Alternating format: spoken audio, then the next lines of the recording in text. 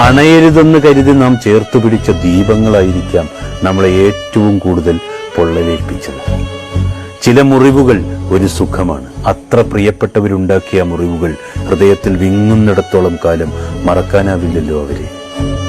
അർഹതയില്ലാത്ത ചില്ലമേൽ പടർന്നു പിടിച്ചതുകൊണ്ടായിരിക്കാം അടർത്തി മാറ്റപ്പെട്ടപ്പോൾ ഒരിക്കലും ഉണങ്ങാത്ത മുറിവ് നമുക്ക് കിട്ടിയത്. ചില മുറിവുകൾ അത് മരണം വരെ ഉണങ്ങാതിരിക്കട്ടെ.